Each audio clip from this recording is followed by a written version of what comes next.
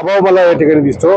मला आत्ताच साहेबांनी सांगितलं की ज्या आर्किटेक्ट महाजननी हा केंद्र सरकारच्या एमओडी डिपार्टमेंटला पहिला पाठवलेला नकाशा होता, त्याच्यामध्ये ती जागा मोकळी दाखवली होती। त्या कारणाने त्यांनी 100 मीटर मध्ये बांधकाम हा नियम ज्यावेळेस डिफेन्स लावला त्या नियमाच्या अगोदरच्या खरं तर हा बिल्डिंग आहे आणि त्या बिल्डिंग ज्यावेळेस अगोदरच्या असतात त्यावेळेस त्याला राजकीय म्हणजे शासकीय भाषेमध्ये त्याला कमिटेड म्हणतात आणि जे कमिटेड डेव्हलपमेंट मध्ये जर ते असतील तर आमची त्यांना मागणी राहील की ज्या कमिटेड डेव्हलपमेंट मध्ये ऑलरेडी बिल्डिंग आहेत त्यांना पुनर्विकास करण्याची परमिशन मिळली पाहिजे। आज योगायोगाने आम्ही सर्वजण या ठिकाणी आंदोलन करत असताना त्या आपले राज्याचे मुख्यमंत्री देवेंद्र फडणवीस असतील त्यांच्याकडेही आमची मागणी मांडू। त्याच पद्धतीने पुणे शहराच्या पुणे जिल्ह्याच्या पालकमंत्री सुनेत्रा वहिनी पवार असतील, त्याच पद्धतीने आज नवनिर्वाचित खासदार पार्थदादा यांची सुद्धा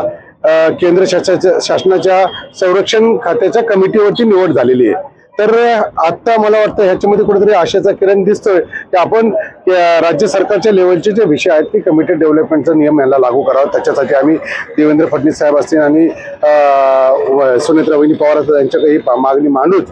त्याच पद्धतीने ह्या 100 मीटरच्या आत ही शिथिल करण्यासाठी आपल्या केंद्रातील कमिटीवरती असणारे पार्थदादा पवार यांच्या माध्यमातून येणाऱ्या अधिवेशनामध्ये त्यांना विनंती करण्यात येईल की तुमच्या माध्यमातून हा विषय त्या ठिकाणी केंद्राकडे मांडावा, जेणेकरून या अधिवेशनामध्ये तो उचलला तर त्याच्यानंतर बैठक संरक्षण खात्याच्या जे काही एमओडीचे प्रमुख असतील त्यांच्याबरोबर लावून या विषयाचा तोडगा काढावा, अशा पद्धतीची आम्ही सर्वजण मागणी करणार आहोत।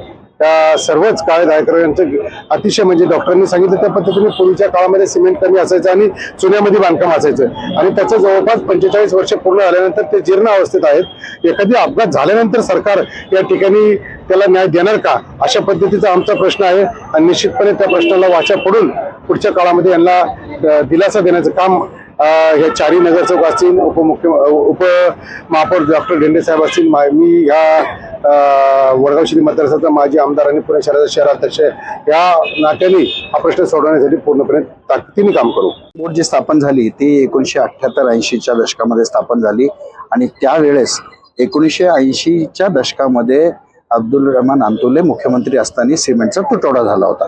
तर त्या काळामध्ये ह्या बिल्डिंग सगळ्या लोड बेअरिंगच्या सागोळमध्ये बांधलेल्या आहेत, त्यामुळे त्याचा दर्जा हा निकृष्ट आहे। 2017-18 मध्ये M9 बिल्डिंग मध्ये ग्राउंड फ्लोअरचा एक गाळा हा कमीत कमी 6 इंचांनी खाली खचला। त्यावेळेस आम्ही म्हणजे मी वापर होतो त्यावेळेस महानगरपालिका आणि म्हाडाला आम्ही ती बाब निदर्शनास आल्यानंतर म्हाडाने स्वतंत्रपणे स्ट्रक्चरल ऑडिट सर्व बिल्डिंगचं करून घेतलं आणि स्ट्रक्चरल ऑडिटमध्ये सर्व बिल्डिंग हे धोकादायक आहेत हे सांगितलं आणि तसं पत्र सर्व गाळेधारकांना दिलं की या बिल्डिंग धोकादायक झालेल्या आहे, तुम्ही तुमच्या जबाबदारीवर इथं राहा। आता हे झाल्यानंतर म्हाडाची बिल्डिंग आहे, जमीन म्हाडाची आहे आणि बिल्डिंग मध्ये अनेक अटी शर्तीमध्ये हे प्रकरण अडकलं।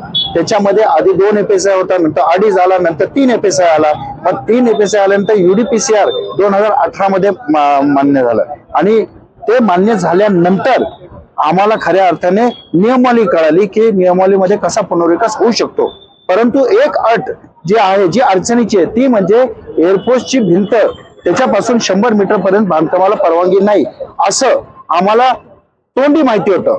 M21 नावाची म्हाडाच्याच कर्मचाऱ्यांची बिल्डिंग, त्या बिल्डिंगला सर्वप्रथम एअरपोर्टने नकारात्मक पत्र दिलं की आमच्या बाहेरील हद्दीमध्ये 100 मीटर मध्ये तुम्ही येता, त्यामुळे तुम्हाला इथं बांधकाम करता येणार नाही। मग हा प्रश्न लक्षात आल्यानंतर आम्ही म्हाडामार्फत आणि महानगरपालिकेमार्फत आम्ही एअरपोर्टला आणि एमओडीला पाठपुरावा केला की या 100 मीटरचं काय असेल ते आम्हाला कळवा।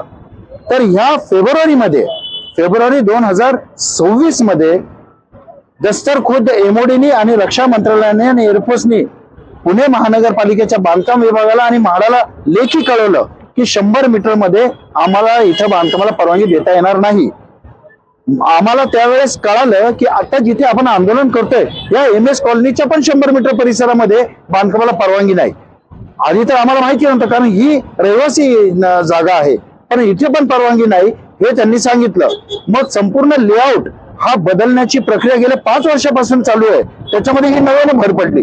परत लेआउट दुरुस्तीचं काम चालू झालं आणि त्या लेआउट दुरुस्तीमध्ये या ठिकाणी ज्या बाधित क्षेत्र आहे त्या बाधित क्षेत्रामध्ये जवळजवळ 816 गाळेधारक येतात. मग ह्यांचा पुनर्विकास कुठं करायचा, यांचं पुनर्वसन कसं करायचं, याच्याकरता लेआउट रिव्हिजन होणं हे गरजेचं आहे असं आम्हाला म्हाडातर्फे सांगण्यात आलं. आणि त्याकरता आम्ही म्हाडाकडे आणि मुंबई म्हाडाकडे पण पाठपुरावा करत होतो, सर्व गाळेधारक संघाचे सर्व पदाधिकारी. परंतु गेल्या 2 महिन्यापासून असं लक्षात आलं की ह्या MS कॉलनीच्या उत्तरेला राज्य शासनाच्या जमाबंदी आयुक्ताचं एक बांधकाम चालू आहे. आम्हाला वाटलं शासनाचं आहे ते चालू असेल, त्याला परवानगी असेल. पहिलं आम्हाला उत्तर मिळालं म्हाडाकडनं, यांच्याकडनं, पुणे महानगरपालिकेकडनं की परवानगी आहे. पण नंतर ज्यावेळेस ते सगळे कागदपत्र पाहिले तर परवानगी काय होती, त्या बांधकामामध्ये झाडं तोडायची परवानगी होती, बांधकामाला परवानगी नव्हती. मग त्या लक्षात आल्यानंतर आम्ही विचारणा केली की बा त्यांना जर परवानगी असेल आम्हालाही परवानगी द्या. दुजाभाव केल्यानंतर लक्षात आलं. अगदी म्हणजे हा दुजाभाव लक्षात आला. आणि मग आम्ही या ठिकाणी राज्य शासनाकडे पत्रव्यवहार केलेला आहे, मुख्यमंत्र्यांकडे केला, दोन्ही उपमुख्यमंत्र्यांकडे केलेला आहे. आणि आता सुनील अण्णा टिंगरे यांनी जे सांगितलं अगदी बरोबर आहे. आजचं आंदोलन हे त्यांच्या नेतृत्वाखाली आम्ही आज जे केलं त्याच्यामध्ये त्यांनी अतिशय महत्वाची बाब सांगितली. कमिटेड डेव्हलपमेंट मध्ये आम्हाला इथे घ्या, जेणेकरून UDPCR मध्ये एकदा कमिटेड डेव्हलपमेंट असेल त्याला अटी शर्ती लागत नाही. त्याचबरोबर संरक्षण मंत्रालयाच्या आउटर बाउंड्री जी आहे ती कलेक्टर डिक्लेअर्ड बाउंड्री नाहीये, ती आउटर बाउंड्री आहे, ती एअरपोर्टची आहे. त्यामुळे तिथून 100 मीटर मध्ये रेसिडेन्शियल एरियामध्ये पण परवानगी द्या आम्हाला, अशी मागणी सर्व गाळेधारकांच्या वतीने आज आम्ही 4ही नगरसेवक या ठिकाणी आहेत यांच्या वतीने, संयुक्त संघाच्या वतीने, गाळेधारक महासंघाच्या वतीने आम्ही या ठिकाणी करत आहोत.